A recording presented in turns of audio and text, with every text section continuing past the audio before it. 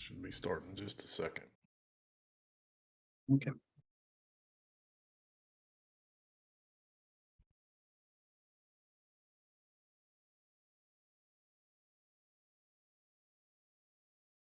All right. I think we're up and running, big guy. We are. Let's do this. I think I see it on Twitter, and we are rocking and rolling now. Yeah, we got to definitely talk to the marketing department. We struggle getting the word out when shows are coming up, but we'll give folks just a minute to hop in with us, and if you can't join us live, hopefully you'll check the replay. Welcome into the Turn Golf Podcast. I'm Joe. My boy AP's off tonight, but got a very good substitute co-host in Byron Lindecue, the Model Maniac, coming off a big win with the septic tank at the Deer. Gotta love it. It's been an up and down year, I think, Byron. I think that's fair to say. Yep. I know you've been so close so many times. Talk to me a little bit about how it felt to hit that big outright with Sepp Straka last week. Yeah, it was so funny because I had some friends in from I have a South African friend of mine that was a groomsman that I saw last time, like 5 years from my wedding. And he was in town. We were out busy disc golfing. And the next thing I pull up the app and my buddy's like, yeah, Sepp's like 10 under par. And he's leading by 4. I'm like, oh my God. And he's still got that par 5 to go, all that jazz. Lands up making double on the final hole. And then I had to sit and watch it whole back 9 with Smalley and Brendan Todd. And they just couldn't quite get it done, man. But it was so stressful. You know, it's weird, like rooting against two guys versus your guy to get it done as well. And just a crazy, crazy situation. But once they pretty much missed those putts on the par 5, it was pretty much all but done. So just a really, really good time. And it's nice to hit it at the John Deere Classic where I've, played college golf at before and, the Iowa and all that jazz. So a little sentimental win as well. So it was like a really special weekend. So yeah, let's go. Awesome, man. Awesome. A little home cooking.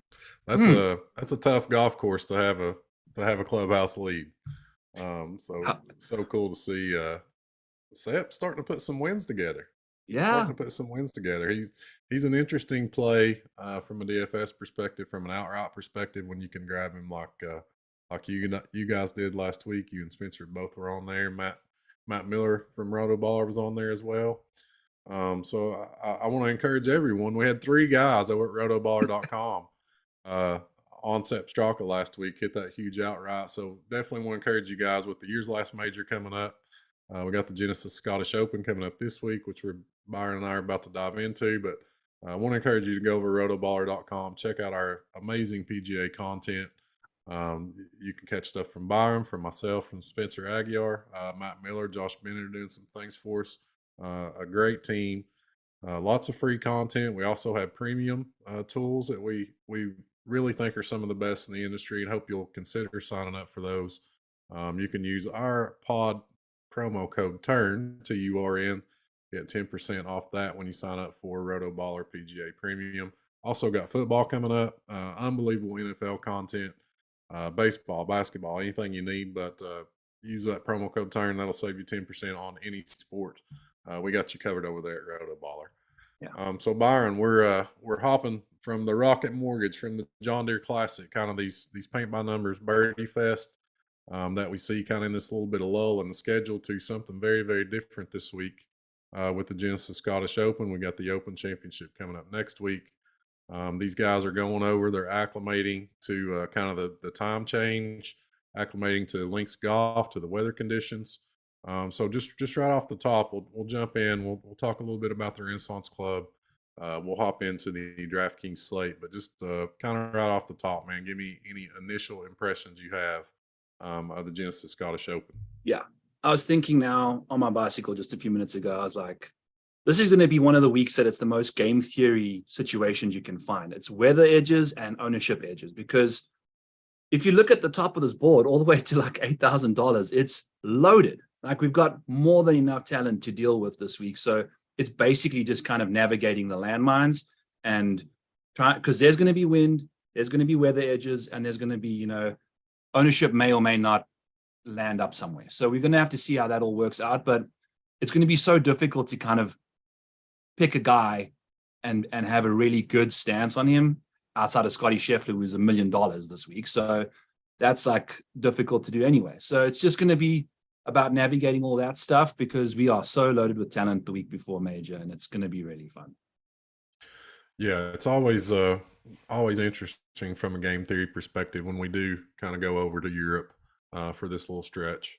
Um, as you mentioned, the weather is always something we want to consider. I haven't had a chance to look. Anything going on the weather that you've seen?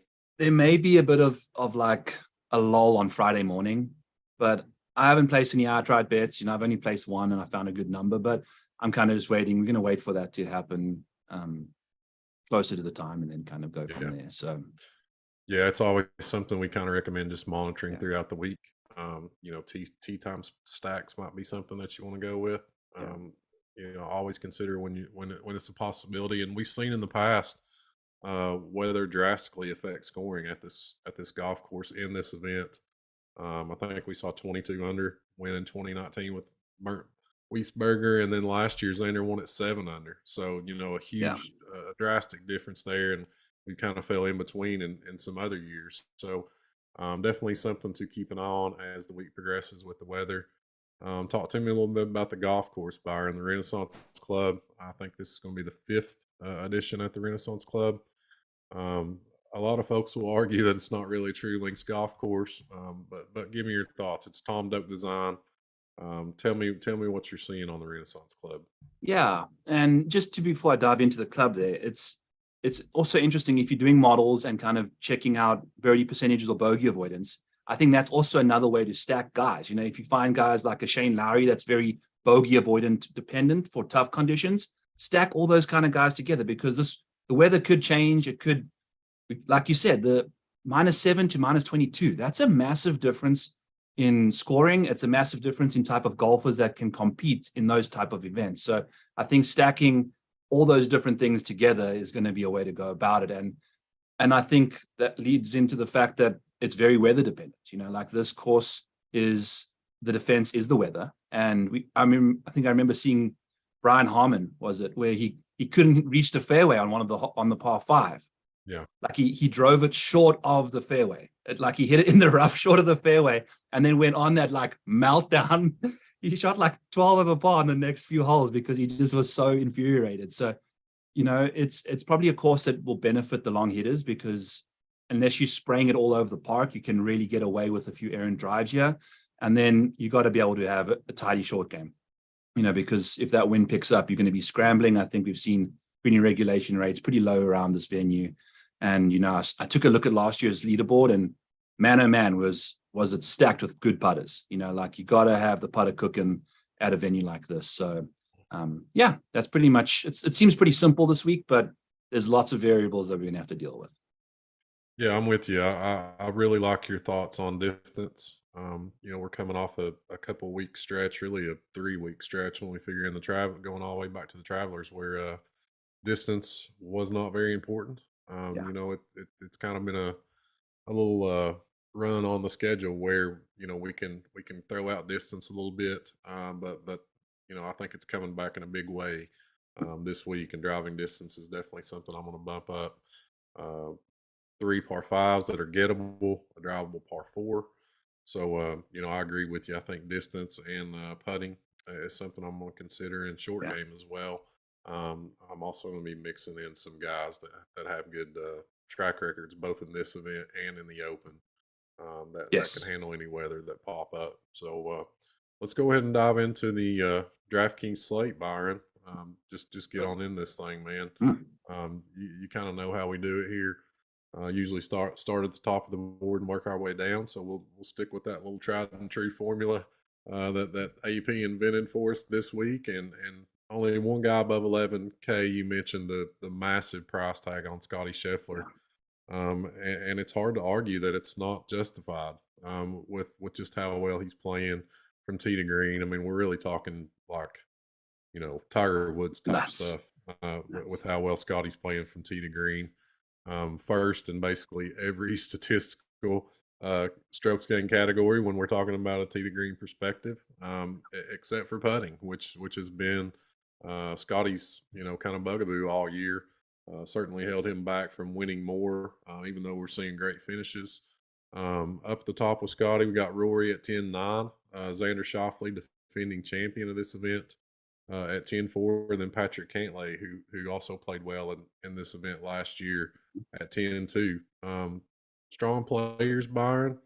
I would argue that Scotty with his tee to green game is above the rest, and that's certainly reflected in the price. So, tell me what we do at the top of the board this week, man. Especially with Scotty with that massive price tag. What are your thoughts from a DFS perspective?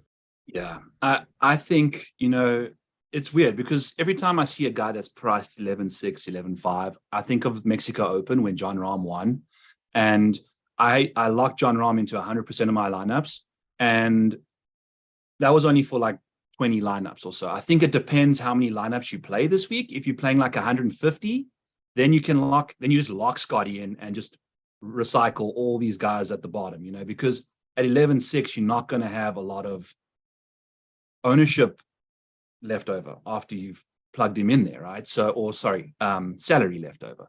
Whereas this field is so loaded, you can easily just get away with just stacking guys, 3 guys in the 9K range, So he may be the best guy in the field, but collectively, I think 3 other $9,000 golfers can outscore him and his 5 other people that you put in a lineup with him. So I think it's ownership contest dependent. If you're going to be playing like a single entry, you're going to be really relying on maybe 1 or 2 punts, to get that lineup looking sexy. So I don't know. Your thoughts on Scotty, Joe? Yeah, man, it's tough. Anytime you see a guy that the price point's that high, kind of that high or above the field, I think ownership's going to be pretty spread out at the top of the board this week, Yeah. man. I think Yeah. Scotty's ownership's still going to fall kind of probably in that mid-teen range. Mhm. I'm guessing. I mean, it's Monday when we're doing this, so things can change. But I imagine that he's going to get his fair share of ownership. Just because the tee to green play is just tough to ignore. He's been so consistent. I think the last time he finished outside the top 12 was in October or November of last year. It's just absolutely ridiculous. So, I love Scotty as a player. It probably is something that I'll wait and see if ownership were to do anything funky. We talked about on the show a lot. Spencer and I have talked a lot about kind of getting all in or all out. That this feels like one of those weeks where you just kind of have to make a stand with Scotty, and either go way under the field or way over the field on him. And Thank kind you. of let that dictate what you're doing with the rest of your lineups. You got anything on the other 10K plus guys, man? Obviously Xander defending champion, super consistent this year. Same can be said for Patrick Cantlay. His game's translated well to European golf, and then of course got Rory, uh, the guy from Northern Ireland who's familiar with links golf. You have to imagine he's kind of looking ahead to Hoylake next week. But you got any thoughts on those 3 outside of Scotty? Yeah. I mean, how can you argue against one of them? Just won this tournament last year, and he's arguably the guy that's coming in with like the least amount of form, really. Then you get the other 2 that played really well. One of them here last year, and then Rory's playing great golf right now. So that's what I was just getting at earlier. Is like it's so difficult to find guys to fade because there's so much to like about everybody. So I think at this point, I'm just going to lean on that balance build situation. Like you said, like ownership's going to be pretty spread out. So if you want to just take the cheapest guy in that range, the best value, I think Patrick Cantlay at $10,200 is a good spot to land, potentially even starting your roster there. It gives you probably can maybe even scoot two 9K guys in there after that. So I really like his chances. And I was taking a look, Joe, like grab the last 24 rounds or so of data, and then you filter out on the top 75% of their stats. And Patrick Cantlay's stats for like upside is nuts. It's like really, really good. But he just hasn't won a tournament yet. Like he's due. And I think we're getting into that part of the schedule now where he starts to get warmed up and, heading into the tour championships, we've seen him cook. So he might be on the radar to win a tournament here very soon. Yeah, sure. I mean, I think it's always a possibility with Cantlay. As you mentioned, we've seen him kind of historically get going down the back half of the schedule. And it's, you wonder what the perception is if we're talking about a Patrick Cantlay that's got 2 wins this year. It's kind of a different story there. Yeah. So yeah, like I don't think there's going to be a big ownership, kind of any leverage point up here at the top. I agree with you. I think it's going to be pretty spread out. And in that situation, it's almost just like pick your favorite player, man. Kind of like you Yeah. said, if you feel like Patrick Cantley's the best value, go that direction. Or a guy that you really like, just go that way because I don't think there's going to be a lot of ownership leverage up here. Um, I don't know if that's going to be true for the 9Ks. A lot of quality players, Byron, as we get down through the 9K range, and as you mentioned, you could almost maybe start your lineups here if you just want to fade the top. Matthew Fitzpatrick hadn't played as well this year, despite the win in Hilton Head.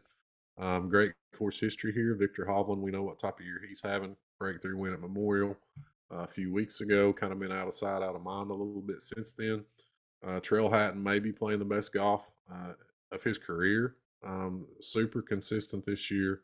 The ball striking numbers have been, spiked in Yeah. comparison to last year.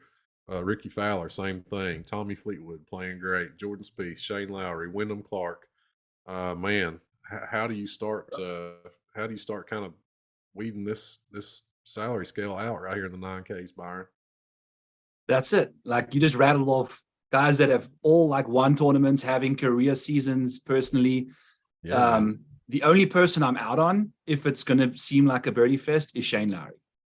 I think that's the only person that I've got a definite stance that I'm going to be fading if it's birdie fest. But if it looks like the wind's going to be picking up, Saturday, Sunday looks pretty windy. So maybe if Shane makes the cut, he can surge up the leaderboard, but maybe just play him in showdown.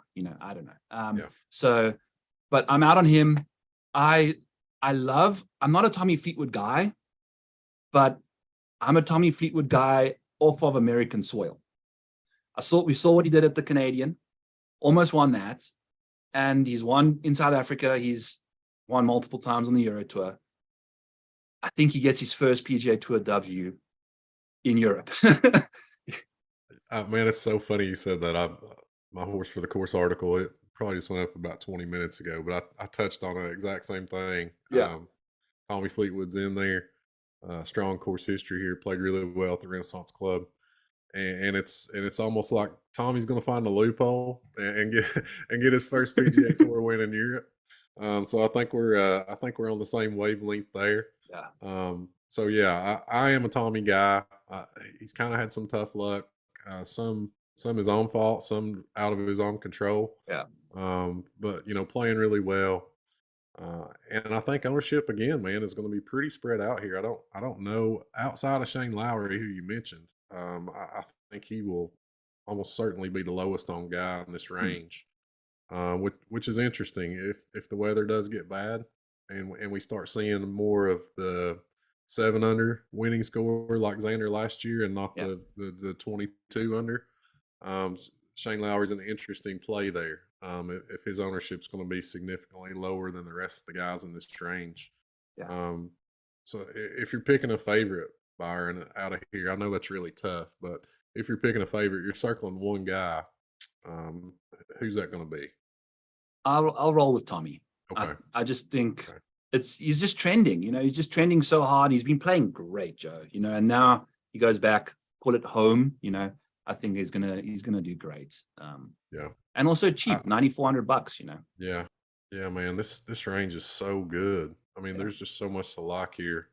I imagine there'll be a lot of people flocking to these guys, trying to stack 2 or 3 of them up, and it's with good reason. I mean, we know what Victor Hovland's done this year. Trail Hatton, very impressed with his tee to green play. We know he's got an all-world short game. Can handle links golf, so there's a ton to love there. Ricky's got a really good, links golf course history. And people don't like playing guys coming off a win, but Ricky's been tremendous all year, extremely consistent from tee to green. So just a ton to like with this range. Wyndham Clark as well, who played great on this golf course last year. I believe he had a T16. Yeah. So the distance factor that we kind of talked about when we were talking about this golf course certainly makes Wyndham Clark pop. So just a lot to love in this 9K range. Talk to me a little bit a little bit about the 8Ks, Byron. Kind of some buy low opportunities here on a couple guys. It feels like Max Homa's been in a little bit of a slump since we got off the West Coast.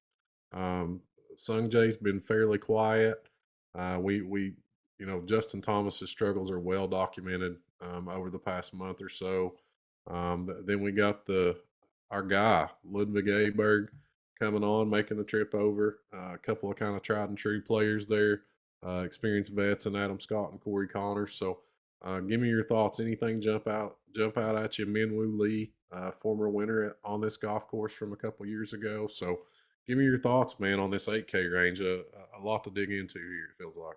Yeah. You know what the craziest thing is? I've always preached that approach is king. Like you can't be a good golfer without good approach stats. And I'm looking at Minwoo Lee over the last 24 rounds, 117th in the field in strokes gained approach, but he's inside the top 20 in strokes gained total over that same period.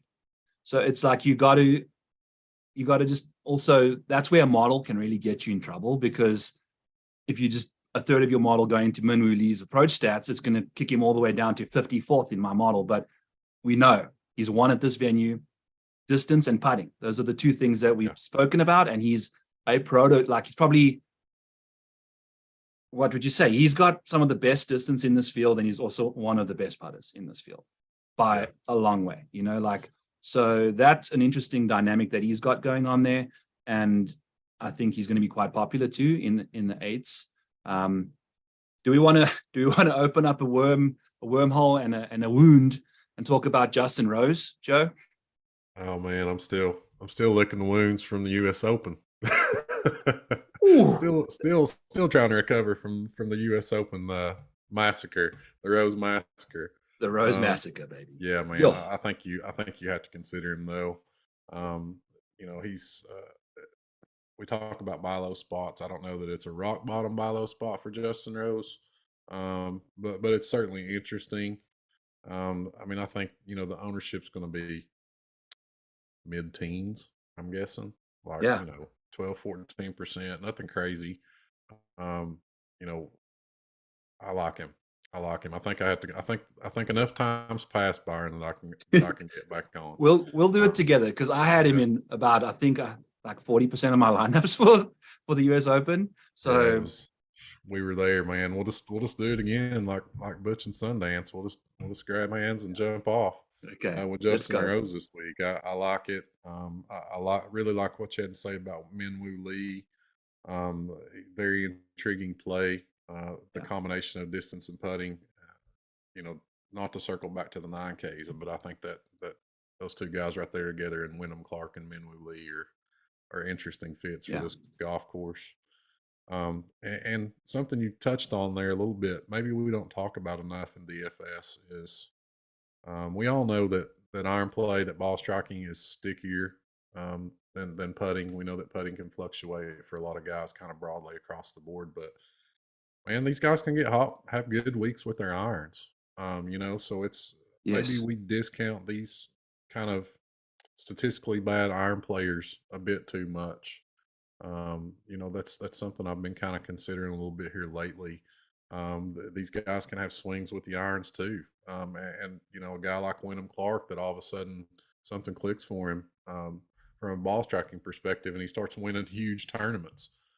So I think Minwoo Lee's that type of talent. If he has a good week, ball striking, he's going to be right in the thick of things. I don't know about Justin Thomas's ball striking right now, Byron. I was hopeful.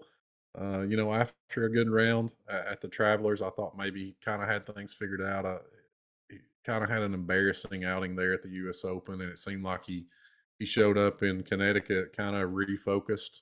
We saw, I think, what was it, 62 or 63 there at the Travelers, and it felt like, maybe he's getting things sorted out, but another miscut at the Rocket Mortgage. So give me any thoughts you have on JT. JT is in that same yacht. We'll call it a yacht with Shane Lowry. If that wind blows, we'll fire up the sails and then we go, because I think JT is like fighting swing, whatever, but we know how naturally talented he is. And I think we've spoken about Colin, and it's kind of funny Colin's not in the field this week, is it? in a windy conditions, I think JT can rely. He's like Spieth, can rely on that natural feel shot shaping ability that you're not swinging golf shot, you're hitting shapes. You're painting. Where I think that is the only situation I think I'll be playing Justin Thomas in. But also, Joe, at his cheapest price tag in the last 5 years, that ownership potentially could start getting up there because everyone's excited about, oh, look, here's Justin Thomas at $8,300. And I think he's played nicely around the Scottish. It's the Open that I think he's had issues with.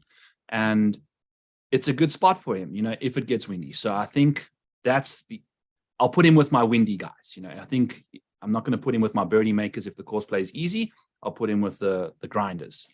Okay.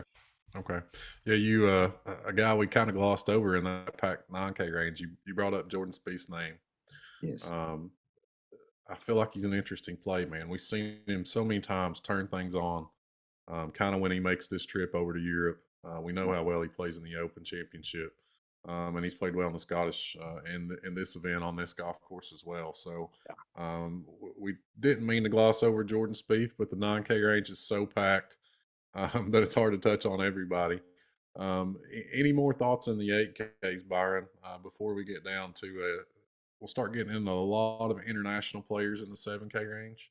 That maybe we don't have as much statistical info on as some of these other players, but we saw Tom Kim play well in this event last year. Sam Burns is an interesting player when we start talking about that driving distance and putting ability. And we know what type of talent that Aberg is. So any more thoughts in the 8Ks before we get to the 7s? Just real quick on Jordan Spieth, if I combine the Scottish and the Open strokes gained, he leads this field in average strokes gained. Yeah. And it's a lot of that has to do with the Open from like 2 years ago, but he does play well in these conditions. And then it's so funny, Joe, like Sam Burns and Adam Scott, those are two similar power drivers, good putters, and I think you can get it if they have those spike putting weeks. And I think it's interesting. If you're a good putter, we know that putting is volatile, but that's for bad putters. And a bad putter can have a good putting performance just out of nowhere, but a good putter typically putts well all the time. And then you're relying on that spike approach game, like you just mentioned. So I think Adam and Sam Burns are two perfect examples of that. And we can potentially land up getting some nice salary relief and potentially some nice single-digit ownership on those two guys. Yeah. They don't seem very appealing, do they? Like in these kind of conditions. So I don't know. I don't mind them, though. I think I'll probably be going to both of them. Aberg suits his golf course to a T, doesn't he, as well? Oh, yeah. It's just he has a top of the leaderboard allergy right now that like he gets there and 33% ownership in Showdown for round 3 last week, and he shot even par at the John Deere Classic. It was like almost you could see it coming, and then he goes and bounces back on Sunday. So it's just he needs to kind of find himself off the lead going into Sunday in order to have a good week, I think. If he's in the lead, I'm not sure how he'll handle that. Yeah, we've talked about a lot with these young guys, man. It's we see them play well in spurts. It's really tough to put 4 rounds together. It seems like kind of when you first get out on the PGA Tour, that seems to be one of the biggest kind of adjustments to playing professional golf is putting 4 rounds together. We've seen Aberg struggle with that, but we know he's explosive and certainly one of those guys that weather dependent for me. If it looks like really calm weather, there's going to be a lot of birdies. Then his stock kind of goes up in my mind in those conditions. So he's not on the yacht with Shane Lowry and Justin Thomas. Yeah, he's on a little skivvy to the side, man. Yeah. Any other? I think we covered the 8Ks. Let's get into the 7s. Give me your thoughts, man. This is a co-sanctioned event between the PGA Tour and the DP World Tour, and as a result, we're seeing a lot of guys that hardcore PGA DFS fans are probably familiar with. But if you're more of a casual golf fan and you're thinking about playing PGA DFS this week, you might be asking yourself who are some of these guys. And this is our DP World Tour, the old school Euro Tour grinders. The guys that still ply their trade over there in Europe. So any of those guys you like particularly, Byron, and just in general, who are your kind of favorite plays in the in kind of the mid to upper 7Ks. We'll Yeah. start there and then dive into the lower 7Ks. I think we've seen Ryan Fox jump over once or twice, to the PGA Tour recently, and he's been playing solid golf in bigger events as well. Also, he's a streaky putter, I think, and a very good driver of the golf ball. He hits it a million miles, So I think he fits that prototype there. And Adrian Maronk, similar situation, off the tee and streaky putting situation there. Also very affordable, and he's actually been playing really good golf over the last 24 rounds. I'll be having my stat buffet out here soon, and it'll have all the European rounds and things like that involved. And I'll put some rankings in there for people, because I think it's a different week. There's a really big edge because certain tools out there don't have European stats in it. So if you go deep into the weeds, you can really find an edge. Kurt Kuriyama is also bomber putter. I think he can suit that mold really nicely. I don't know about Seamus. I think the course is a little bit too long for him this week, so I'm going to be out on him. Sahith, I'm in on Sahith, no matter what. If it's windy, I'm in. If it's birdie festival, I'm in. I think he can get away. Like, the only thing holding him back right now is that driver. Everything else about his game is just so solid, and I think you can maybe get away with, if you don't have these like intimidating tree lines, maybe it's a little easier on your eye as a bad driver of the golf ball. Maybe it's not. I don't know. But I think he needs a little bit of love off the tee, and then he's going to be on his way. So I don't think we'll be playing Brian Harman because he can't reach the fairway on the 18th hole. It's generally tough when you can't reach the fairway. So yeah, I might have to be out on Brian Harman. Yeah, there's lots of nice names. Yeah, a couple of my favorites, Byron, are guys that you didn't touch on. So that's good. Really like Alex Smalley, man. He's kind of been a pet player for me for a while. There's been ups and downs, ebbs and flows, frustration and happiness, and we're in a good place right now. Alex and I, we're kind of in a happy spot. The irons have been amazing. We saw it again last week at the John Deere Classic, right in the middle of contention. I know you were pulling against my guy, and that's okay. We'll allow it with the SEP outright, but I love Alex Smalley, man. A T10 at this event last year. So we got a little bit of course history, a little bit of course experience, and fire form. So I love Alex Smalley at a sub 8K price tag here. Really dig the upside. Aaron Rye is another player there right below Smalley at 7,800. This is a dude that can go on ball striking binges. We've seen some amazing iron performances from him over the last couple of months. He's really popped in 2 or 3 starts on the PGA Tour, and he's a former winner of this event on this golf course from a couple of years ago. So those two guys right there, Alex Smalley and Aaron Rye, at the top of the 7K range, really like. And then a guy that we have some history with, Byron, Lucas Herbert, there at 7,700. Had him on our FSGA season-long team, and that didn't work out. Maybe we should have held on a little bit longer. We cut him about a month ago or so. But we're in his sweet spot, man. He loves playing in the wind. Won in Bermuda back in 2021. Plays really well internationally. Hasn't had a lot of success on the PGA Tour with the American style of golf, but if we're talking about wind, we're talking about links conditions. He's got a couple of T4s on this golf course over the last 3 years. Won it back in April on the Euro Tour. I think that was actually in Japan, but there's a little bit of form there and a lot to like about the way he plays in these conditions. So it's a GPP play, obviously, not a lock-in guy, but I think you can look at Lucas Herbert there, along with Smalley and Rye. As we move down, Spencer's guy, Thomas Dietrich, the course history is amazing. I think he's worth a look this week. Robert McIntyre is from Scotland.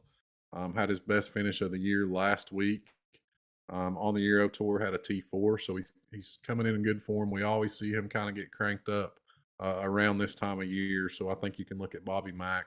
He's a guy that people like to play at 7,400. And then give me any thoughts, Byron, as we kind of work our way on down.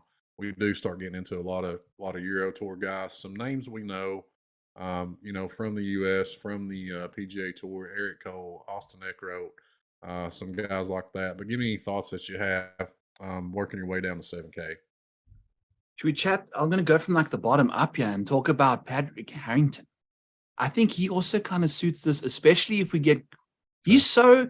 I listened to the No Laying Up podcast with his interview, and that guy is so mentally tough, Joe. It's like, Yeah.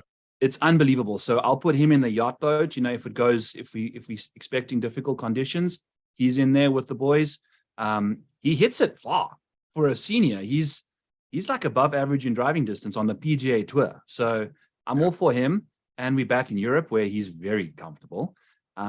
Victor Perez seems like a guy that's been, floating around. He's a very good putter, does his thing. He's almost in the 6K range. So we'll see what he can get up to. Nick Taylor is someone that I don't know. He's a GPP player as well. I don't see him being safe, but when he pops, he pops. We saw him at the Waste Managed Phoenix Open, saw him in Canada, obviously, and then he goes and misses random cuts here and there. So he doesn't necessarily give you that consistency you're looking for, but he's very, very high upside. And then Keith Mitchell, kind of in that same boat. I'm not entirely sure what his situation is overseas, but monster driver of the golf ball, great putter at times. There's a lot of cool guys down here that you can really slide into that blueprint we've spoken about. Yeah, it's a really cool tournament to kind of get frisky in GPPs. I think there are a lot of ways you can go. I mean, there's going to be a lot of these guys, especially the DP World Tour regulars, with ownership that's just next to nothing. That I think you can kind of take some flyers on in GPP stuff. So that's always fun. I think there's a lot to like. I mean, you're talking about a lot of sub 5% owned guys down through here that are quality players, and are well equipped to handle this layout. So it's really interesting when you get down into the 7Ks. Any thoughts in the 6s, man? There's some names we know down here, a lot of names we don't know. I don't know that you have to go down here this week because this field is so deep. There are a lot of strong choices in the 7K range, so I don't know that you have to dip down in the 6Ks. But any thoughts on that, on roster construction, or any guys you like down here in the 6Ks? What are your thoughts on Billy this week? He's played well? Kind of. I feel like he's a weird dude, when it comes to this grindy type situation as well. I think I'll put him with my bogey avoidance dudes. Not going to put him in the birdie boat, but he's someone I might lean on as like I doubt anyone rosters him, like at $6,900. So he'll be very nice there. CT Pan's been doing some interesting things lately. He hasn't been playing a lot of golf, only like 5 starts so far this season. So not a lot of data for him, and played pretty badly last week, which is really going to affect his stats. But prior to that, he was playing pretty nicely. So I don't mind him at all. Kevin Yu, bomber. He's basically like an Aberg type play off the tee and can get very spicy with the irons. And then we'll just see what happens with the putter. I don't mind him. Same thing with Joseph Bramlett at $6,700. I think also just nukes off the tee, can get really good with the irons. And then we just deal with the putter. And in the 6K range, like we're willing to bet on a spike putting performance, right, from these guys. Sure. So as long as they have something you like about them, we're in. I don't know. There's random dudes down here that you can lean on, like Danny Willett. I think tough conditions, Danny Willett's in. Birdie Fest, not so much. Same with like Callum Tarrant. I think the more difficult it gets there for him, also he's been ball striking the crap out of it too, and just can't putt. Yeah. So interesting stuff with him. I had him highlighted. I think that's a good call. I was going to mention him if you didn't. He kind of let a lot of people down last week, but there's been some good things going on there prior to a miscut last week. So I think Callum Tarrant's an interesting play at 6,500. Good call on that. Aaron Badley around the coast. Like he just plays well in the wind, I think. He's just a wind guy. He played well at Pebble. I know it's a different course, but if you take a look at when he's played well, it's usually been on the coast in wind. And we're going to be getting that this week. So the course might be a little too long for him, but if it gets difficult, I think he's right in the mix. He's got a good enough short game to hang around there. And then a few guys that are popping here from a strokes gain perspective is Luke Donald.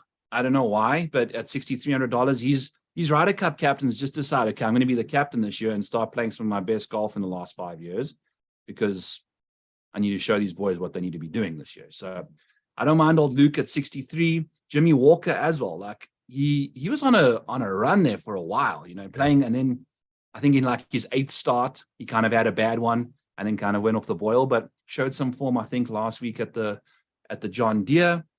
And yeah, those are about the majority of the guys I'm kind of going to lean on here. There's a guy called Simon Forstrom, I'm just looking at strokes gained total. He's $6,200 and he's 81st in strokes gained total in this field.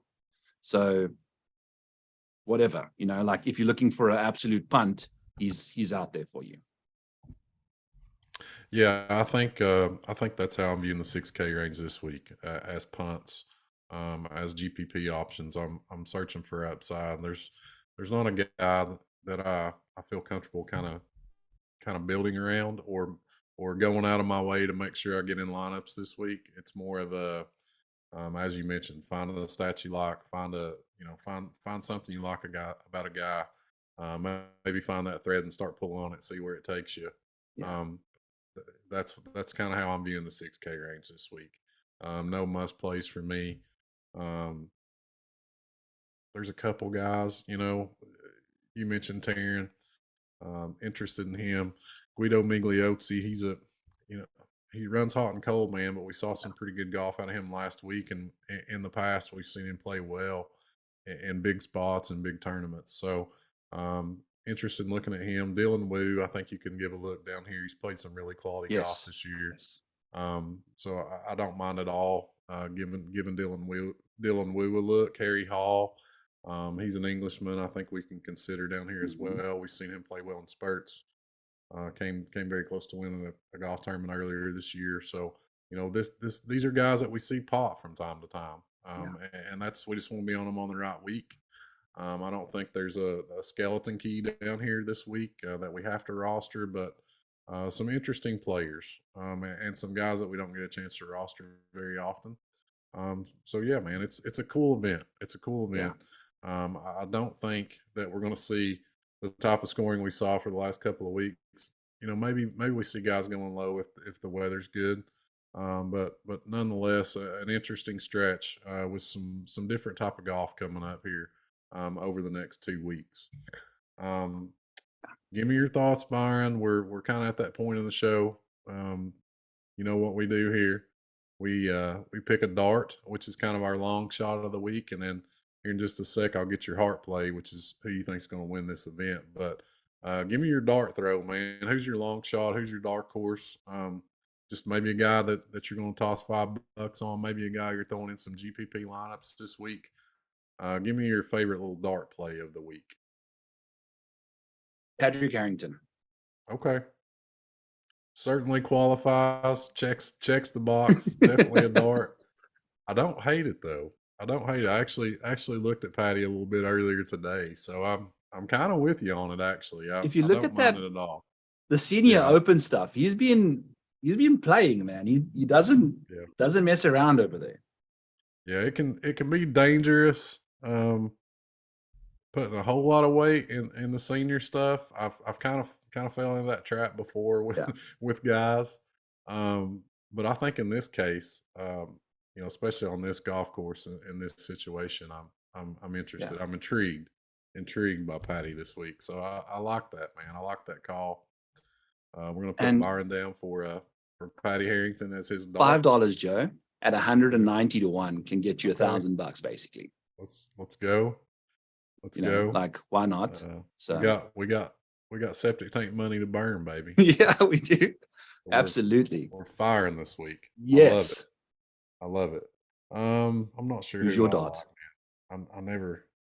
It's hard, right? Because I was wanting to tell you to go first because I was also trying to think. So I never pre-plan. I always kind of get mad. And I'll give you 2 seconds to think. But Patrick Harrington in the last 2 majors has finished T27 and T50th.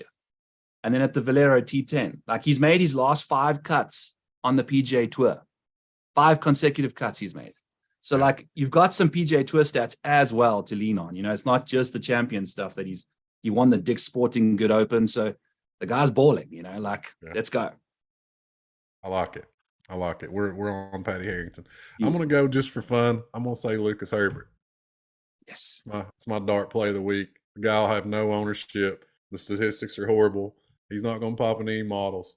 So if you're looking for a little pivot there in the 7Ks, give Lucas Herbert a look and pray for wind. Is And all pray I for know to win, tell you. baby. Yes. Who's your heart play, Byron? Who you lock up that doesn't necessarily have to be at the top of the board? Who's your pick to win this thing?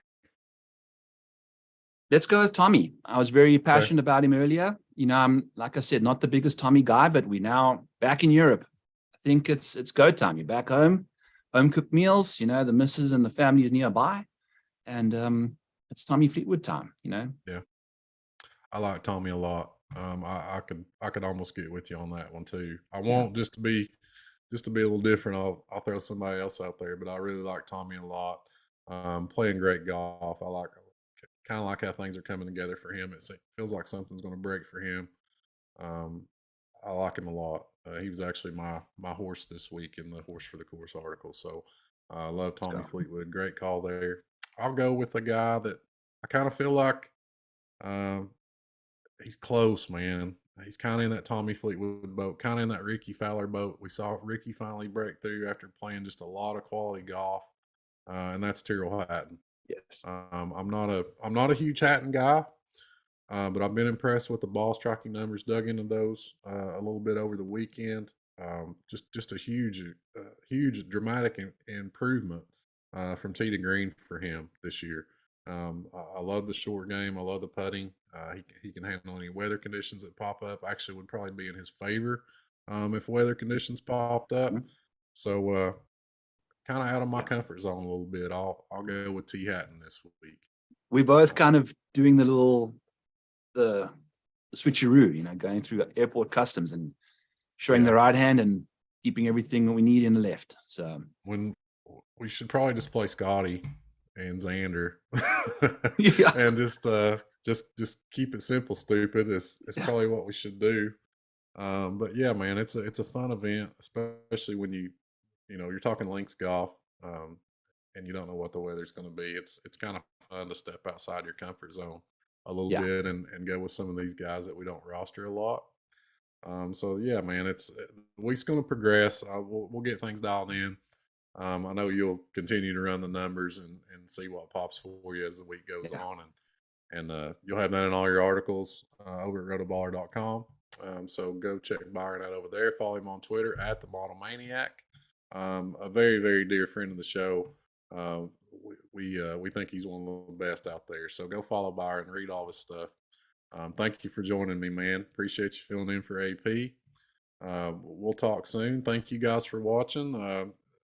I know we do the live stream thing, but we still appreciate any YouTube views. Mhm. So go over to YouTube, give us a like, give us a subscribe over there. You can catch us on iTunes and Spotify. So if you got your morning commute or whatever you want to listen, download us on iTunes, on Apple Podcast. Appreciate any 5 stars on there. Helps us a Yeah. lot. So thank you guys so much. We know we don't market things like we should, but Hey, the product there's sells itself, Joe. yeah, there's a lot of you that join us every week, and we can't tell you how much we appreciate that. So thank you guys so much for joining us, and we will see you next week for the Open Championship. We'll have a big show. We may even promote it a little bit next week. So Maybe. yeah, anytime the majors are coming, we'll pop it out there. But thank you guys so much. Have a good one. Good luck this week, the Scottish Open.